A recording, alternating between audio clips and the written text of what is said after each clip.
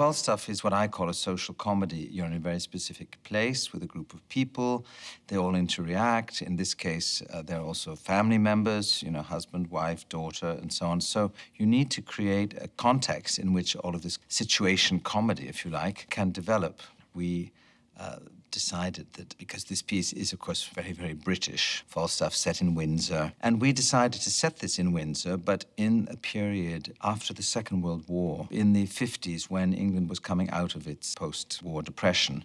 There is a real Englishness captured in the libretto, and there were two things that struck us very strongly. One is, of course, that Falstaff loves food and drink and is always taking great delight in eating and drinking. So food and drink figures hugely in this production in every scene. Also, there is a great element of the hunt in the text. Falstaff is always talking about hunting women. There is the ghost of the Black Hunter who's supposed to haunt the forest where the last scene takes place. So we have gone in a big way for the hunting, shooting, fishing element of Falstaff. This particular period has also given us a great opportunity with Brigitte Reifenstuhl to have a great deal of fun with the clothes. Of course, the 50s is a wonderful period in terms of cut, in terms of colour. The men all in beautiful red felt cutaway jackets and the women in long dresses, sometimes plaid, and so we've kind of gone for that image. Falstaff is very unusual for Verdi in that he had never really written before a work which was so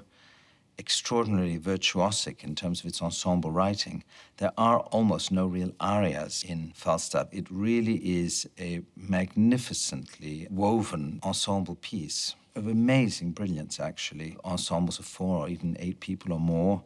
And then, of course, the famous fugue at the end. I'm delighted that Ambrogio Maestri, who sang Falstaff both in London and Milan, will be singing it here. He's a wonderful, wonderful artist, as your public knows, and he's a wonderful Falstaff.